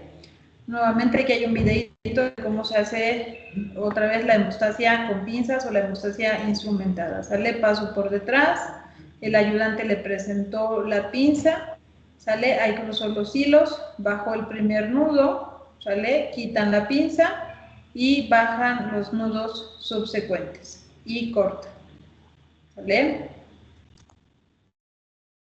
Aquí hay otro video en el que podemos ver cómo ante cualquier sangrado, perdón, ese es para la colocación de las grapas, que es otro tipo de hemostasia, ¿sale? Entonces ahí tiene pinzado el vaso en la parte de arriba, ahí está poniendo la grapa, ajá, y ahí deja la grapita puesta, ¿sale? Literalmente es una grapa, ¿sale? Se ve como una grapa. Y luego tenemos este otro video que es la lesión de la cava, pero lo que quiero que vean es cómo el primer paso al realizar cuando hay un sangrado es guardar la calma y hacer compresión, ¿sale? Si no puedo hacer compresión con mi dedo, hago compresión con una gasita, ¿sale? Entonces eso es lo que yo quiero que vean en este video, como aunque sea un sangrado muy importante, lo primero que voy a hacer es guardar la calma y hacer compresión, ¿sale? Entonces ahí empieza el sangradero y ya le empieza a hacer compresión con la gasita, ¿sale? Y ya vieron cómo con el solo hecho de hacer compresión con la gasa se para el sangrado, ¿sale? Ahí ya vieron, perdón, que lo que está sangrando pues es la cava, ¿sale? Entonces dejan la gasita ahí, continúan con la cirugía que es la extracción de un riñón. Ajá, ellos siguen haciendo ahí la disección, esos son otro tipo de grapas que se llaman endoloops, esos blanquitos que parecen como plastiquitos, ¿sale? Sacan el riñón para poder ver mejor y ya luego buscan cuál es el origen del sangrado, ¿sale? Entonces ahí ya están quitando el riñón para que no les estorbe y nuevamente van a ver dónde estaba sangrando, ¿sale? Ahí están otra vez viendo que lo que está sangrando es la cava y que necesitan reparar. Pero ya vieron cómo al inicio metió la gasa y con eso fue más que suficiente para hacer una hemostasia temporal, ¿sale? Y ahorita lo van a ir reparando poco a poquito. Entonces, lo que quería que vieran de este video nuevamente es que siempre hay que mantener la calma, no debe de pinzar uno a lo loco porque puede lesionar estructuras cercanas. Y lo primero que se debe de hacer es compresión, ¿sale? Con una gasita, con una compresa o con el dedo, identificar el sitio de sangrado, ver qué es lo que está sangrando y qué tipo de hemostasia yo puedo aplicar, ¿sale? Y al final, pues, a este paciente le fue bien, dejó de sangrar, ahí está la sutura sobre la cava y aquí no pasó nada, ¿sale? Luego, ¿qué otras formas de hacer hemostasia voy a tener? Puedo hacer la hemostasia con electrofulguración, que es básicamente con la energía unipolar, con los electrocauterios, ¿sale? Que ya saben que funcionan al cerrar el circuito. Un polo va a ser la placa que se coloca debajo del paciente y el segundo polo es el lápiz electrocauterio como tal. Y ya una vez que está en contacto o que aplicamos el calor, se cierra el circuito y eso es lo que genera el calor y la electricidad y es como podemos hacer la hemostasia, ¿sale? Otro es con las pinzas de energía que se utilizan actualmente, ¿sale? Como pueden ver, aquí está el ejemplo de la marca de Coviden, ¿sale? En la que esta va a ser una energía bipolar, es decir, entre las dos mandíbulas de la pinza ya se va a cerrar el circuito solo, perdón, y va a producir la energía y el calor necesario para producir la coagulación de las proteínas del vaso y formar el sello, ¿sale? Y tenemos también lo que van a ser las gelatinas o la celulosa oxidada en forma de estas esponjas que nos van a servir para hacer la hemostasia, ¿sale? O la colágena cristalizada. Este tipo de materiales pueden venir en muchas presentaciones, vienen así en esponja pueden venir en forma de telita en los satines hemostáticos o en forma de polvo, ¿sale? Que sería la colágena cristalizada, o incluso en forma líquida, ¿sale? Entonces hay varias formas de aplicar estos nuevos hemostáticos. Y finalmente tenemos otro tipo de hemostasia que va a ser por empaquetamiento o por taponamiento. La vamos a aplicar cuando tenemos el sangrado que conocemos como sangrado en capa, que es el sangrado de los capilares, ¿sale? La representación más importante aquí pues sería el taponamiento cuando tenemos una epistaxis posterior, el taponamiento de la nariz, o cuando tenemos un sangrado uterino en una paciente puérpera, el empaquetamiento de la cavidad uterina, ¿sale? O por ejemplo, cuando tenemos un trauma cerrado de abdomen en el que hubo una lesión hepática muy grande. Acuérdense que el hígado básicamente es sangre y es muy difícil darle puntos, entonces regularmente a esos pacientes lo que se hace es empaquetarlos con algunas compresas, 2, 3 compresas máximo, sale, se cierra la pared y se regresa en 3 días a esperar a que el coágulo solito del cuerpo haya hecho su trabajo, ¿sale? Y nada más en la imagen de hasta abajo, para que vean cuál es la forma correcta de empaquetar, es ir metiendo la gasa o la compresa poco a poco dentro de lo que yo quiero que deje de sangrar, para que haga realmente el efecto de estar comprimiendo los vasitos, ¿sale? No solo es ponerla por encima, sino ir introduciéndola poco a poco, ¿sale? ¿Dudas con la hemostasia? Chicos. No, doctor. No, doctor. ¿No? Bueno, y luego tenemos el siguiente tiempo, que va a ser la exposición, y ya quedamos que dentro de la exposición tenemos a lo que es la separación, la aspiración y la tracción, ¿sale? Estos tres forman parte de la exposición, ¿sale? Entonces, de la exposición, pues consiste en separar de manera correcta los tejidos o los elementos anatómicos para poder visualizar nuevamente lo que estamos operando, ¿sale? En la exposición vamos a tener instrumentos o tipos de separación que pueden ser activos o pasivos, ¿sale? Entonces tenemos separadores activos que van a ser aquellos en los que vamos a realizarlo de forma manual, es decir, yo voy a tener a mi ayudante traccionando o jalando los separadores, ¿sale? Que los más comunes, y los que seguro ustedes conocen, pues van a ser los separadores de Farabeo, los separadores de Richardson, los Harrington, ajá. Y luego tengo los separadores o la exposición pasiva o automática, en la que voy a colocar separadores que la mayoría contienen una cremallera y que solitos van a permanecer en esa posición en la que yo los deje, ¿sale? Pero también existe la retracción con compresas o con gasa y la tracción con hilo, ¿sale? A lo que vamos a llamar referencia. Entonces, dentro de estos separadores que tenemos aquí en la imagen, ¿sale? Estos separadores parecen ser unos Diver, estos son unos Richardson, y entonces esto es a lo que conocemos como exposición o separación activa. ¿Por qué? Porque las manos del ayudante son las que van a estar constantemente traccionando el instrumento, ¿sale? Farabeo, que también son parte de los separadores activos. Y este es uno que entraría como un separador pasivo, ¿sale? Se llama separador de fino quieto, y como pueden ver tiene esta cremallera y esta manivela para ir ajustando el ancho de sus valvas. Lo voy a poner en el abdomen o en el tórax, y dependiendo lo tanto que yo lo separe de aquí, es lo tanto que me va a separar o a enseñar, ya sea en abdomen o en tórax, ¿sale? Entonces a eso es lo que nos referimos pasivo, porque no necesito que alguien esté jalando constantemente el separador. Tiene esta cremallera en la que solito va a permanecer ahí el separador, ¿sale?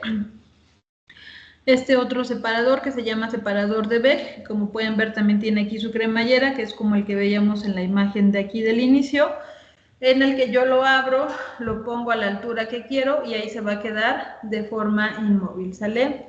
Y otro tipo de separador que también es estático o pasivo es este separador que se llama separador de Alexis, ¿sale? Que como pueden ver consta de dos anillos, uno más rígido que otro, ¿sale? El que queda en la piel, que es este de aquí arriba, o este que vemos aquí, que es más rígido que el anillo suave que va por dentro de la cavidad, ¿sale? Y este cilindro hecho de plástico de polietileno, ¿sale? Entonces, ¿cuál es la función? Es igual que el fino quieto, ¿sale? Dependiendo la longitud de o el diámetro de su anillo, es lo tanto que me va a separar de la pared, ¿sale? Y tiene la ventaja, como se dan cuenta aquí, que me protege la piel o la herida de contaminaciones, ¿sale? En este caso, este paciente, no sé si logran ver aquí en el intestino, tiene una intususcepción, ¿vale?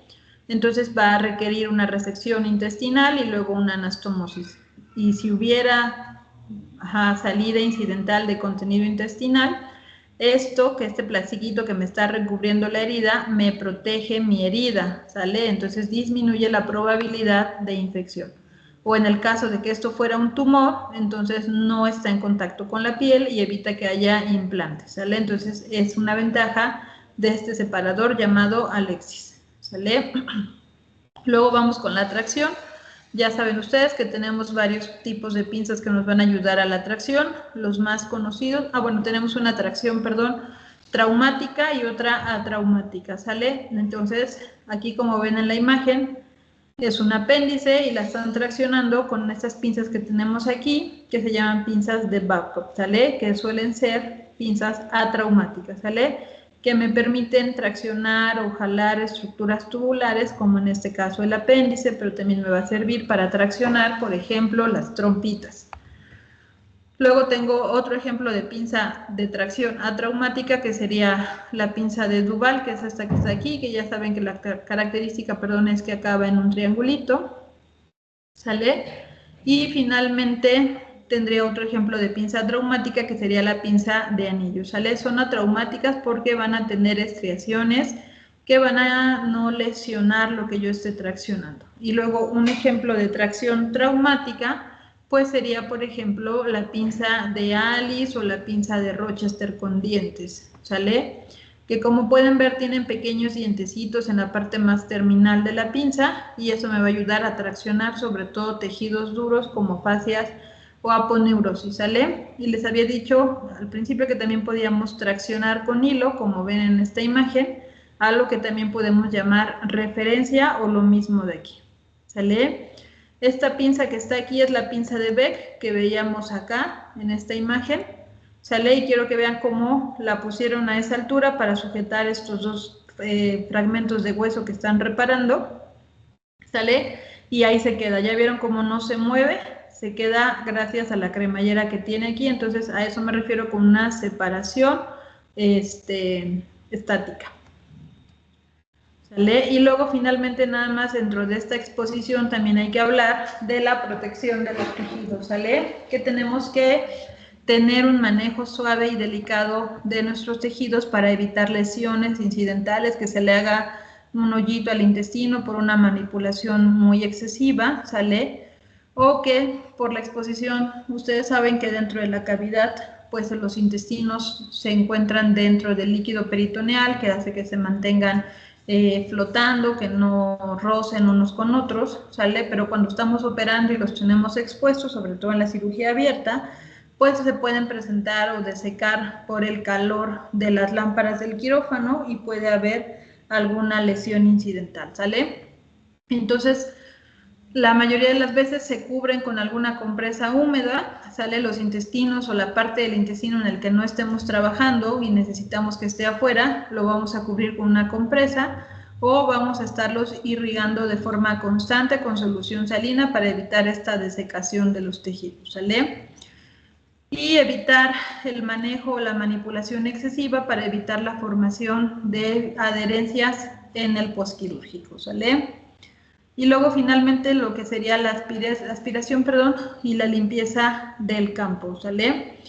Entonces la aspiración, pues ya saben ustedes que vamos a tener las cánulas de Yankauer, que son estas que son desechables o estas que son reutilizables, ¿sale? Las desechables ya saben que tienen este botoncito, este huequito en la parte de aquí, que lo tenemos que presionar con nuestro dedo para que se cierre el circuito y puedan aspirar, ¿sale? Y esas cánulas que son más delicadas o más pequeñas, sus diámetros, como pueden ver, que se llaman cánula de Frazier, ¿sale? Que regularmente la utilizamos pues para cirugías de cuello, por ejemplo, que son pues más finas, por así decirlo. Y de esto recordarles que estos tienen un mandril por dentro, este tubito que hay que sacar desde aquí arriba para empezar a aspirar, ¿sale? Y esos también tienen este hoyito que se ve aquí, que también tenemos que apretar con nuestro dedo para cerrar el circuito y que empiece a aspirar. Otra forma de irrigar la solución, es decir, yo de momento me sangró algún vaso, todo se llenó de sangre, ya lo controlé, pero todo está lleno de sangre o de coágulos, ¿sale? Entonces yo voy a irrigar con mi jeringa de asepto que viene de diferentes medidas, ¿sale? Ya saben ustedes, presionan la bolita de arriba, la meten en el agua y van soltando la bolita poco a poquito para que el agua vaya subiendo. Y entonces ahora sí, se la doy al cirujano y el cirujano vuelve a apretar la bolita y ya sale el agua, ¿sale? Entonces irrigo con mi solución, perdón, con mi jeringa de asepto y luego aspiro con mi cánula de Jankawer o con mi cánula de Frazier, ¿sale? Y si de momento quedó un poquito de agua o solo quiero secar una parte, pues entonces voy a utilizar lo que van a ser mis gasitas montadas o una compresa, ¿sale? Las gasas montadas van a tener dos funciones, una, secar o limpiar mi campo estéril, perdón, mi campo quirúrgico, y el otro es que me van a ayudar a la disección, ¿sale? Entonces ahorita más adelante vamos a volver a mencionar esta gasita montada, ¿sale? Y luego entonces vamos con lo que es la disección. Sale etimológicamente la palabra disección, si quiere decir cortar o dividir en dos, ¿sale? Y esas van a ser las encargadas de liberar estructuras anatómicas del tejido que tiene alrededor, ¿sale? O del tejido conjuntivo que está alrededor de las mismas. Por ejemplo, cuando hacemos la disección para identificar la arteria cística y el conducto cístico, yo necesito quitar toda la grasita que tiene como por encima y a eso le llamo disección, ¿sale? La disección se puede dividir en dos, disección Roma o disección cortante. Como su nombre lo dice, la disección Roma es la que se va a realizar con aquellos instrumentos que no tengan una punta o que su punta sea roma o sea redondeada, ¿sale? Entonces puedo hacer, como ven en la imagen, disección Roma con mi dedo en una gasa, con la colita del bisturí, ¿sale? O con cualquier instrumento que no tenga filo. Por ejemplo, ya habíamos dicho que las gasas montadas, ¿sale? O los cuchitos, me sirven para hacer una disección Roma, ¿sale? Por ejemplo, con la tijera cerrada también sería una disección Roma, porque está cerrada y no tiene punta. Y la disección cortante, como bien lo dice, es aquella en la que sí voy a utilizar un instrumento con filo o con corte, ¿sale? Que podría ser el bisturí o podrían ser las tijeras, ¿sale? Entonces, regularmente la disección Roma la voy a reservar para tejidos que están inflamados de forma aguda o que son muy laxos, ¿sale? Como esta grasita que decíamos de la que está adelante de la arteria cística o del conducto cístico, ¿sale? O cuando tengo un proceso agudo, por ejemplo, una apendicitis que está muy aguda, pues sí está pegado el tejido, pero se libera fácilmente porque esa adherencia es laxa. Y la disección cortante la voy a reservar cuando estoy hablando de procesos crónicos, cuando el tejido ya está muy fibroso o hay mucha fibrosis, está muy duro, y si yo quiero cortar, empujar nada más, voy a desgarrar los tejidos. Entonces, en ese caso, mejor aplico la disección cortante, ¿sale? Y el instrumento aquí que me va a servir para hacer esta disección, pues va a ser mi pinza de disección y mi instrumento, ya sea cortante o no cortante, ¿sale? La pinza de disección, ya saben ustedes que va a ser una extensión de mi pinza de la mano, entonces la pinza de disección la voy a tomar tanto con mi dedo pulgar como con mi dedo índice y va a ser el mismo movimiento que hace la pinza natural de mi mano, ¿sale? Entonces aquí les voy a poner un video de cómo se ve una disección cortante, ¿sale? Entonces ahí ven cómo está jalando con su pinza de disección, la toma con su dedo índice y su dedo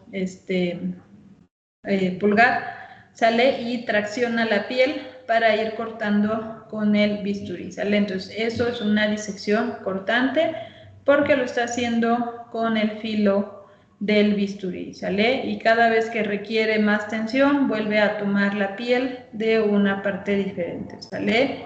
ya va para arriba, mueve su pinza para arriba, va para abajo, mueve su pinza para abajo, ¿sale? Entonces, eso sería una disección cortante porque lo está haciendo con el bisturí, ¿vale? Y luego viene lo que es una disección roma, ¿sale? Este es un video de una cirugía laparoscópica, pero lo que quiero que vean es cómo tiene esas adherencias laxas, ¿sale? Cómo solo con la parte roma o con el solo hecho de empujar el tejido, solito se va separando, ¿sale? Es una vesícula que se ve que está bien aguda, pero lo que quiero que vean es ese movimiento, ¿sale? Cómo solo al empujarlo hacia abajo, solito el tejido se separa. A eso es a lo que conocemos como una disección roma. Ahora, ¿cómo voy a hacer mis gasitas montadas? Porque la mayoría de las veces se las van a pedir para hacer una disección roma, ¿sale? Entonces aquí vamos a ver el videito.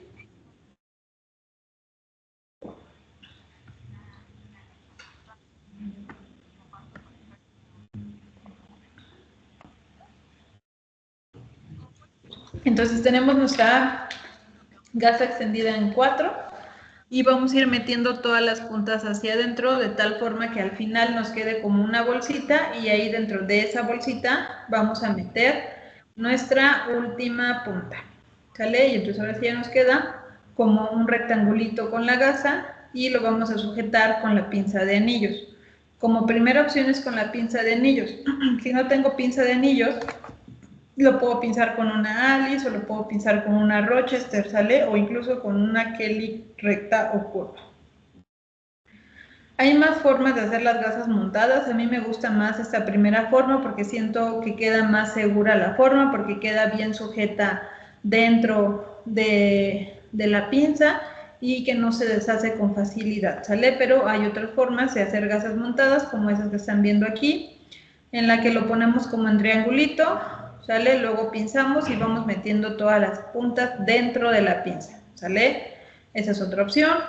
Luego viene la opción que ya vimos de ir metiendo todas las puntas hacia adentro, me queda una bolsita y en esa última meto mi última pinza, digo punta, ¿sale? Y luego únicamente en la que la doblamos como en 4 y la pinzamos, ¿sale? Entonces cualquiera de las 3 opciones es correcta, ya a preferencia de su cirujano o de cómo les guste más a ustedes, ¿sale? Y luego finalmente vamos con el último tiempo de la cirugía, ¿sale? De los tiempos fundamentales de la cirugía, que es a lo que vamos a conocer como sutura o síntesis, ¿sale? Y entonces, ¿en qué va a... ¿Cuál es la función de este tiempo? Pues es la aproximación de los tejidos para poder acelerar el proceso de cicatrización, ¿sale? Entonces, lo que nosotros cortamos, pues lo vamos a aproximar o lo vamos a volver a juntar, ¿sale? Este punto no solo se refiere a cerrar la piel o la pared abdominal, sino a cualquier espacio donde nosotros utilicemos la aproximación de los tejidos. Por ejemplo, si yo hice una resección intestinal, corté el pedazo de intestino que estaba muerto, que tenía un tumor o lo que quieran, y entonces a la hora de volver a conectar el intestino, hacer la anastomosis, eso también es una síntesis o una sutura, ¿sale? Porque estoy nuevamente aproximando el tejido para favorecer o acelerar su proceso de cicatrización, ¿sale? Entonces, no quiero que se queden con la idea de que solamente se sutura la piel, sino que se sutura cualquier otro órgano, ¿sale? El ejemplo más claro pues sería la anastomosis intestinal, pero también puede haber una anastomosis vascular. Por ejemplo, en el video que les puse de la lesión vascular, que le tenía un hoyito a la cava, ese hecho de darle puntos, ¿sale? Es parte de una sutura. Ajá. Entonces, existe la sutura con aguja y portaagujas y suturas, que es la más común que realizamos, pero también existe en la actualidad la sutura o el afrontamiento con grapas, ¿vale? Entonces ya no es solo como antes, que era aguja, hilo y portaagujas, perdón. Ahora también tenemos la opción de utilizar grapas, ¿sale? Entonces, respecto a cuando utilizamos suturas, ¿sale? Sutura y portaagujas, tenemos 2 formas de aplicar la sutura. En una sutura continua, ¿sale? Que es la que conocemos como suturas continuas tipo A, tipo B o cualquier otra, que ella tiene como finalidad o el objetivo que busco cuando hago una sutura continua es la hermeticidad de los tejidos. Por eso es que cuando yo suturo un intestino con otro intestino, es decir, cuando hago una anastomosis, lo que yo hago es una sutura continua, porque lo que quiero es que sea hermético el cierre, ¿sale? Para que no haya fugas intestinales. Y si yo a esa sutura continua, además la anclo o le doy anclado, me sirve para hemostasia, ¿sale? Y los puntos separados me van a servir sobre todo para tener mayor fuerza ténsil, ¿sale? Entonces, por eso la mayoría de las veces la piel la cerramos con puntos separados, porque me dan mayor fuerza ténsil, sobre todo si quizá tengo un poquito separados mis tejidos, ¿sale? Pero entonces, cuando yo quiero o busco hermeticidad, prefiero dar puntos continuos. Cuando yo necesito mayor fuerza ténsil, prefiero dar puntos separados, ¿sale? Aquí les puse algunos ejemplos de los tipos que tenemos. Puntos separados, pues el más común es el simple. Otro punto también es el Sarnoff, ¿sale? O incluso los mismos puntos antitensionales, ¿sale? Y dentro de los puntos continuos, ¿sale? O de las suturas continuas, pues el más conocido y el que de seguro ustedes conocen, pues es el subdérmico o intradérmico, ¿sale? Y otro ejemplo sería como este que vemos aquí, que sería un continuo anclado, ¿sale? Entonces, pues hay muchos tipos de puntos, pero se pueden clasificar básicamente en continuos, que ya quedamos que me dan hermeticidad, y en separados, que me ayudan sobre todo a tener una mayor fuerza ténsil, ¿sale? ¿Qué otras formas tengo de cerrar sobre todo la piel o los tejidos superficiales, ¿sale? Voy a contar con esos materiales adhesivos. El más conocido es este que tenemos aquí, que es el famoso cianoacrilato, ¿sale? O lo que comúnmente conocemos como cola loca, ¿sale? Este va a venir en dos colores, la marca comercial puede venir en color azul para utilizarlo en heridas que no sean de la piel, por ejemplo en las extremidades, en la mano, en el brazo, y el que viene de color transparente, más bien el que es transparente, que ese sí me va a servir para la aplicación en heridas faciales, ¿sale? Tiene la ventaja, obviamente, de que no deja una cicatriz muy marcada porque no hay necesidad de estar poniendo puntos, ¿sale? Solo que tiene indicaciones muy específicas. Van a ser en heridas pequeñas, sale de una longitud no más grande de unos 4 centímetros, y obviamente tienen que ser heridas de bordes limpios, que no sean irregulares o anfractuosos, y que sobre todo no tenga datos de infección, ¿sale? Si es una herida contaminada o infectada, no podemos utilizar cianoacrilato, ¿sale?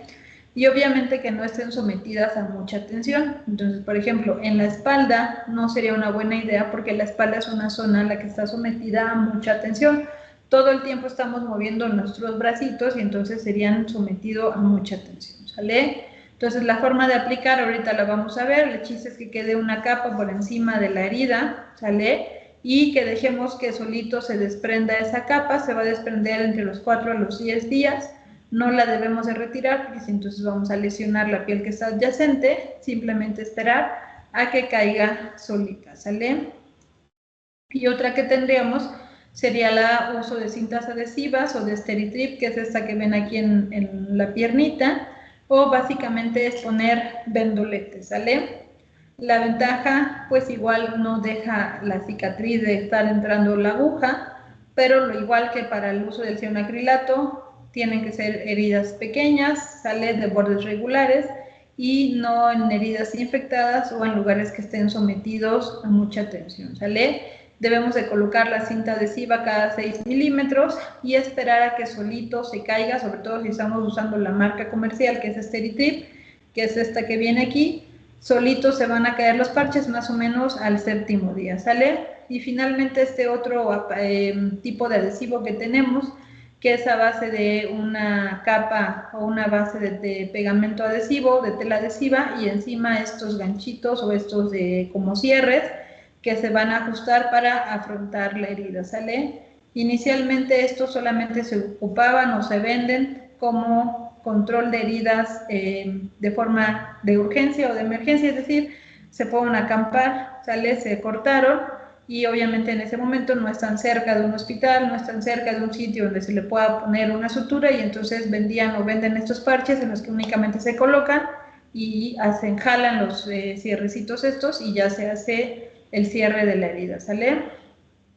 Entonces, inicialmente estaban pensados solo para cirugías de urgencia. Entonces, esta es la forma en la que se pone el cianoacrilato o histiocril, que es la marca comercial, ¿sale? Ya quedamos que el azul es para lesiones que no sean en cara y el transparente es para lesiones en cara, ¿sale?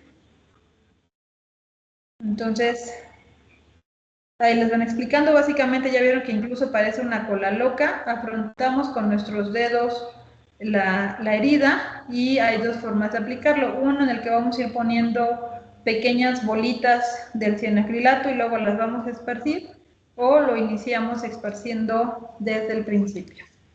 ¿Sale? Entonces ahí estamos afrontando o cerrando o aproximando con nuestra mano los bordes de nuestra herida. Ponemos estos puntitos de cianoacrilato y luego con la parte de atrás los vamos esparciendo.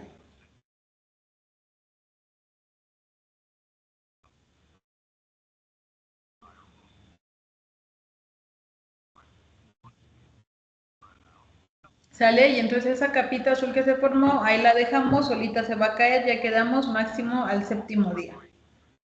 Y la otra es que nuevamente afrontamos o acercamos los bordes con nuestros dedos y vamos aplicando una capa de forma uniforme.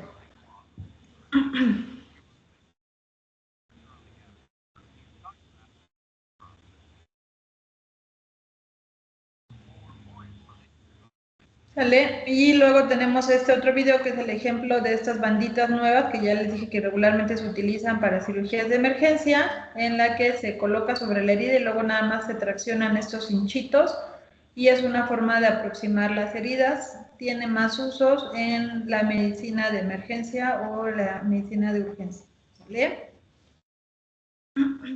Entonces, otra forma que tenemos finalmente de hacer este último paso de los tiempos fundamentales de la cirugía, pues ya quedamos que también es con engrapadoras, ¿sale? Entonces ya no solo tenemos la opción de la sutura y el portaagujas, sino también ya vieron que tenemos otras opciones, ¿sale?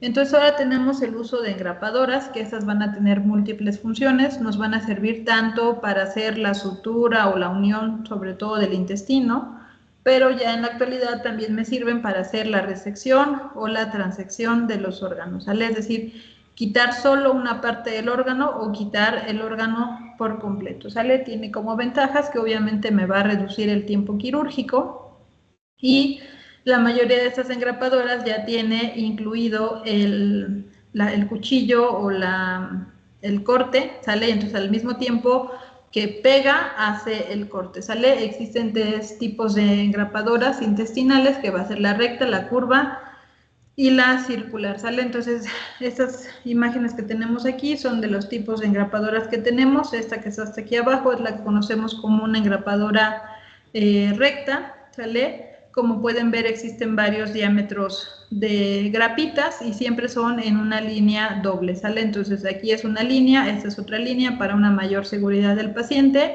y en esta línea que se ve aquí es donde pasa la cuchilla cortando el intestino y mientras la grapa va cayendo para ir haciendo el cierre, ¿sale? Esta de aquí sería una engrapadora circular que cumple la misma función de estas. Aquí alrededor tiene las grapitas en forma circular, igual de doble línea, y en la parte de adentro sale igual la navaja que va a hacer el corte, ¿sale? Y este sería el otro tipo que serían las curvas, ¿sale? Curva porque ya vieron que viene así y luego hace el ángulo, ¿sale? Que también nos va a engrapar en doble fila. Y luego también tenemos las engrapadoras que vamos a utilizar en la piel, sobre todo para superficies como un poquito más gruesas, como la piel del tórax o la piel de las extremidades. Igual que las engrapadoras intestinales, me va a cortar el tiempo en el que yo me tardo en dar el punto, pues ya nada más voy poniendo las grapitas sobre la piel, más o menos se tienen que poner a una distancia de 5 milímetros una de la otra, y el tiempo en retirarlas es el mismo tiempo que voy a retirar una sutura normal, ¿sale? Y ya nada más como una mención rápida, la laparoscopía, que ahora ya es la cirugía que más se utiliza, o la cirugía por mínima invasión, va a respetar también esos mismos tiempos fundamentales de la cirugía. Obviamente va a tener nada más pues sus excepciones o sus cambios, ¿sale? Entonces a la incisión esa no va a cambiar. Vamos a hacer la incisión de los puertos o para la introducción de los trócares, pero dentro de este tiempo de corte también vamos a contar cuando estamos introduciendo los trócares, las cámaras y las pinzas, ¿sale? La hemostasia es exactamente igual, que lo podemos hacer con ligaduras, con grapas, con clips o con endoloops. A la exposición, pues aquí no vamos a tener tantos separadores, pero más bien lo vamos a llevar a cabo con la insuflación de la pared abdominal, ¿sale? O de la cavidad abdominal más bien. Y existen algunos separadores que sí podemos utilizar, que son como esos que tenemos en la parte de abajo, que se llaman separadores de hígado, ¿sale? Que entran así cerrados y ya estando adentro se abren en esta posición, o los separadores de abanico como el que está aquí, ¿sale? Que también entran cerrados y ya se abren en una hojita de cinco partes para separar sobre todo el hígado, ¿sale? Y estos serían los endoloops, ¿sale? Entonces, pues básicamente no cambian los tiempos en la cirugía de mínima invasión o laparoscópica, ¿sale? ¿Dudas hasta acá, chicos, con los tiempos de la cirugía? No, doctor. ¿No? ¿Nadie tiene dudas? Ok. Bueno, ya nada más como tema final vamos a ver rápidamente sobre hemoderivados. Ya saben ustedes que dice el dicho que la sangre más segura es la que no se transfunde, ¿sale? Entonces, como una breve introducción, hay muchísimas cirugías, más de 300 cirugías, de 300 millones de cirugías que se van a realizar al año, ¿sale? Y la hemorragia perioperatoria va a ser una de las principales causas de morbilidad que pueden ser evitables, ¿sale? Y cuando los pacientes llegan con una anemia preoperatoria, hasta el 30% de esos pacientes va a ser un factor de riesgo para complicación o mortalidad, ¿sale? Entonces sí es importante saber o conocer cómo van a ser los protocolos de transfusión, ¿sale? Entonces, antes solían ser más permisivos con las transfusiones, había muchísimas transfusiones, incluso tal vez sin una indicación clara, pero ahora el objetivo es ser un poquito más restrictivos con la transfusión, ¿sale? Transfundir solamente cuando sea muy, muy necesario, ¿sale? Y no a cualquier paciente, porque, repito nuevamente, como dice, la transfusión más segura es la que no se realiza, ¿sale? Entonces, ahora existe este protocolo que se llama protocolo del manejo de sangre en el paciente o de la transfusión en el sangre, y tiene como un enfoque que sea más multidisciplinario y tiene como objetivo que se puedan optimizar tanto la sangre del propio paciente, minimizar las pérdidas y mejorar la tolerancia a la anemia, ¿sale? Entonces este protocolo lo va a dividir en 3 pilares, ¿sale? 1, optimizar la sangre del paciente o la masa eritrocitaria. ¿Cómo vamos a hacer eso? Pues detectando y tratando si existe una anemia preoperatoria, ¿sale? ¿Cómo la vamos a tratar? Con el uso de hematínicos, con el uso de eritropoyetina, ¿sale? Y diferir las cirugías electivas o cirugías programadas hasta que el paciente tenga niveles de sangre adecuados, ¿sale? El segundo pilar es minimizar las pérdidas sanguíneas. ¿Cómo vamos a hacer esto? Pues obviamente con una técnica quirúrgica meticulosa, siendo cuidadosos con el manejo de los tejidos, haciendo una hemostasia adecuada, ¿sale? Y podemos aplicar medicamentos como el ácido tranexámico que nos va a ayudar para el control de la hemorragia en el transquirúrgico, ¿sale? Y finalmente, el paso 3 o el pilar 3 es optimizar la tolerancia a la anemia, entonces que tengamos umbrales para transfundir que sean muy, muy, muy restrictivos, que sean los necesarios para asegurar un adecuado consumo de oxígeno por parte del paciente, ¿sale? Entonces, ¿cuándo yo voy a transfundir? Si es un paciente estable, que no tiene alguna cardiopatía, que tiene quizá una anemia crónica, voy a transfundir siempre y cuando tenga una hemoglobina menor a 7, ¿sale? Si mi paciente tiene 7,5, 8, 9, 10, aunque técnicamente cumple con la definición de anemia de acuerdo a la OMS, ¿sale? Pero todavía no requiere transfusión hasta que esta sea hemoglobina por debajo de 7, ¿sale? Siempre y cuando obviamente sea un paciente estable y que está asintomático parcialmente.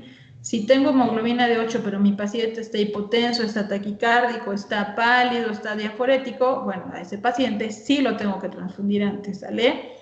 Entonces aquí hablamos de pacientes estables. ¿sale? Pacientes estables, asintomáticos, que tengan una hemoglobina menor a 7, sí ameritan transfusión, arriba de 7 no ameritan transfusión, ¿sale?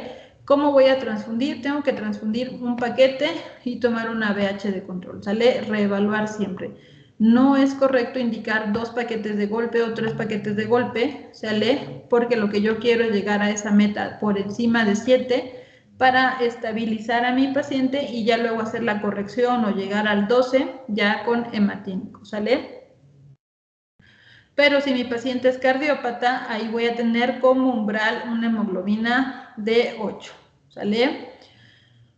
Y lo que decíamos hace rato, si mi paciente está inestable hemodinámicamente, entonces ahí sí, independiente de la hemoglobina, voy a hacer la transfusión, siempre guiado por la clínica del paciente. Entonces, repito nuevamente, si tengo un paciente que está inestable, es decir, que está hipotenso, taquicárdico, pálido, que tiene los pulsos distales prolongados, no se palpa el pulso, el llenado capilar está retardado, entonces ese paciente, sin importar cómo está mi hemoglobina, si tengo 9 de hemoglobina, de todos modos lo voy a transfundir porque él sí está inestable hemodinámicamente, ¿sale? Pero para aquellos pacientes con anemias crónicas, en los que están asintomáticos y estables, hasta que llegue a menos de 7, lo voy a transfundir, ¿sale? Y lo que les decía hace rato, vamos a transfundir de unidad en unidad, ¿sale? Transfundo una unidad, revaloro a mi paciente, ¿sale? Porque puede decir que con una sola bolsita de sangre ya el paciente se haya estabilizado y no requiera otra transfusión, ¿sale? Ahora, ¿cómo voy a transfundir el resto de hemoderivados, ¿sale? Acuérdense que todo se tiene que transfundir por dosis y también tiene sus indicaciones muy precisas, ¿sale? Entonces, para pasar plasma fresco congelado, la dosis para transfundir siempre va a ser de 10 a 15 mililitros por kilo. Más o menos una bolsita de plasma fresco congelado tiene entre 200 y 250 mililitros, ¿sale? Entonces, de nada me va a servir transfundir a un paciente un solo plasma fresco congelado porque no le voy a llegar a la dosis, ¿sale? Entonces, por ejemplo, si mi paciente pesa 70 kilos, ¿sale? Y si yo le calculo la dosis a 10 mililitros, mínimo voy a requerir 700 mililitros, ¿sale? Entonces, mínimo, así por muy mínimo voy a requerir 3 bolsas. De nada sirve que yo a ese paciente solo le quiera pasar una bolsa porque solo voy a estar desperdiciando ese plasma fresco que no le va a hacer absolutamente nada, ¿sale? Va a estar indicado cuando tenga prolongación del INR, es decir, cuando el INR sea mayor a 1.5 y el paciente tenga alguna coagulopatía que esté documentada, ¿sale? Y se debe de pasar en el momento de la cirugía, ¿sale? O del procedimiento al que vaya a ser sometido. De nada me sirve pasárselo un día antes y tomarle tiempos de control, porque para cuando llegue el momento de la cirugía, ya lo que tenía el plasma ya se metabolizó y ya se excretó, ¿sale? Entonces se utiliza justo antes de que el paciente vaya al quirófano o cuando ya está en el quirófano y antes de que el cirujano empiece a incidir, ¿sale? Para las plaquetas también tiene su indicación. Aquí vamos a dividir la indicación de la aféresis plaquetaria o el uso de plaquetas, si es como profilaxis o como tratamiento, ¿sale? Como nosotros estamos hablando de la parte quirúrgica, únicamente entonces vamos a mencionar que para un paciente que tenga o que vaya a ser sometido a una cirugía, necesitamos que tenga plaquetas por arriba de 50,000. Si tiene plaquetas por abajo de 50,000, amerita la transfusión de una aféresis plaquetaria, ¿sale? O al menos 7 bolsitas de concentrados plaquetarios individuales, ¿sale? Y luego nuevamente ya para los crioprecipitados, se va a calcular de 1 a 2 paquetes por cada 10 kilos y solamente va a estar indicado cuando haya evidencia de que el paciente tiene deficiencia del factor 8, del factor de von Wilber, pues sí, y del fibrinógeno, ¿sale? Entonces, solamente va a ser indicado cuando el paciente sí se conozca o nosotros sepamos o tengamos evidencia de que va a tener alguna deficiencia, ¿sale? Si no, no tiene ninguna indicación, ¿sale? Entonces, aquí nada más les menciono rápidamente cuáles son los tipos de hemoderivados que tenemos más frecuentes, que sería la sangre fresca total, que esta, como su nombre lo dice, pues va a tener contenido hemático completo, no fraccionado, ¿sale? y este se va a pasar, o cada bolsita va a tener más o menos 500 mililitros, y lo que va a ganar mi paciente por bolsita transfundida es más o menos un gramo de hemoglobina, ¿sale? O el 10% del hematocrito. Luego tenemos la sangre total reconstruida, que va a ser básicamente un concentrado eritrocitario combinado con plasma fresco congelado, ¿sale? Va a estar indicado en aquellos pacientes en los que estén sangrando, en los que haya una exsanguinotransfusión, o en las pacientes que tengan pérdidas o sangrados mayores al 10% del volumen circulante total, ¿sale? O del volumen sangrado total. Entonces aquí otra vez nuevamente vienen las dosis de los concentrados plaquetarios. Ya quedamos que si voy a llevar a un paciente a una cirugía o algún procedimiento invasivo, si tiene menos de 50,000 plaquetas, le tengo que transfundir o pasar una féresis plaquetaria. Y si tengo un paciente con trombocitopenia severa o grave, que no, aunque no lo vaya yo a llevar a cirugía, pero tiene menos de 5,000 plaquetas, ese sí o sí lo tengo que transfundir con plaquetas por el riesgo de una hemorragia a nivel del sistema nervioso central, ¿sale? Y aquí abajito vienen las dosis, ya vieron, adultos de 5 a 8 unidades de concentrados plaquetarios o una féresis completa, ¿sale? Y lo mismo que con los plasmas, se tiene que pasar en el momento en el que el cirujano está a punto de abrir la piel, ¿sale? Y en ese momento se tiene que empezar a pasar. De nada sirve pasarla horas antes o días antes, porque simplemente el efecto va a pasar para cuando llegue el momento de la cirugía, ¿sale? Ahora, ¿cuáles van a ser las complicaciones más frecuentes de la transfusión? La más común pues va a ser la reacción febril no asociada a hemólisis, ¿sale? Y esta solita se va a autolimitar, ya saben, le indican su paracetamol o sus medidas generales y solita va a pasar la fiebre, ¿sale? Otra forma, o ya más grave, otra complicación sería la sobrecarga circulatoria o llamada TACO, ¿sale? Que esta se va a caracterizar clínicamente por presentar disnea, hipertensión, vamos a encontrar el BNP elevado, ¿sale? Y el tratamiento pues va a ser un diurético, porque aquí causamos una sobrecarga hídrica por pasar sangre tan rápido y mucha sangre, ¿sale? Y luego la otra lesión muy temida o la otra complicación es el TRALI, que es una lesión pulmonar aguda. ¿Cómo se va a presentar mi paciente? Con hipoxemia, va a presentar infiltrados bilaterales, ¿sale? O las famosísimas alas de mariposa en la radiografía de tórax. Y este paciente pues necesita ya un manejo avanzado de la vía aérea y un soporte en la unidad de cuidados intensivos, ¿sale? Y otras reacciones menos graves pues va a ser la reacción alérgica como tal, que puede incluso llegar a la anafilaxia, aunque como pueden ver es muy raro, ¿sale? Y una reacción al grupo, ¿sale? Y finalmente las infecciones, ¿sale? Aunque se le hacen muchas pruebas a la sangre, recordemos que ninguna sangre es 100% segura, ¿sale? Entonces sí es un riesgo mínimo, pero no deja o no llega a ser cero. Por eso nuevamente la sangre que no se transfunde es la sangre más segura, ¿sale? Y entonces únicamente como conclusiones, otra vez la mejor transfusión es la que no se va a hacer. Lo mejor es utilizar o apegarnos a este protocolo de transfusión del paciente, ¿sale? Que debe ser el estándar cuando apliquemos sangre. Siempre transfundir de un concentrado en un concentrado y luego ir revalorando, ¿sale? Ya quedamos que el uso de ácido tranexámico en el transoperatorio nos ayuda a reducir el sangrado, ¿sale? Y el TACO o el TRALI va a ser la complicación más temida durante una transfusión, ¿sale? Y eso sería todo por mi parte, ¿sale, chicos? ¿Tienen alguna duda? No, doctora, gracias. No, doctora, gracias. ¿Dudas, chicos? No, ¿Nadie? buenas noches. ¿Mande? Muy bien, doctora, gracias. Osiris, ¿tienes duda? Más que su tema, doctora, quería saber si es posible que nos pudiera pasar su presentación. Sí, pero no sé a quién se la envío. Me lo puede mandar a mi doctora. Ahorita si quiere ¿sí? le mando mensaje, ¿sí? Bueno, entonces ahorita yo se la envío a ella y ya para que se las comparta. ¿Sale, chicos? Es un tema muy amplio. Darlo así por Zoom es bastante complejo porque nos haría falta como muchos ejemplos o muchas prácticas en el momento de ir viendo la clase.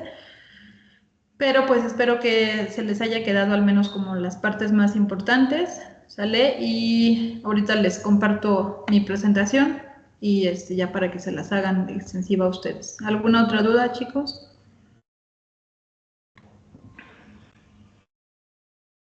Ya ¿No? no tienen dudas, doctora. Bueno, si no tienen más dudas, pues eso sería todo por mi parte y pues que estén muy bien, chicos. Hasta Muchas luego. gracias, doctora. Gracias. Gracias, Muchas doctora. gracias. Buenas Doctora. noches. Bye. Muchas gracias, doctora.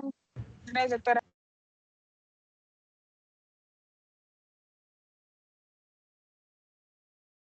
Bueno, igual ya descargué la lista, así que son libres. Nos vemos mañana a las 12:30. Muchas gracias. Gracias. Gracias, Hasta doctora. luego. Muchas gracias. Hasta mañana. Cuídense. Gracias.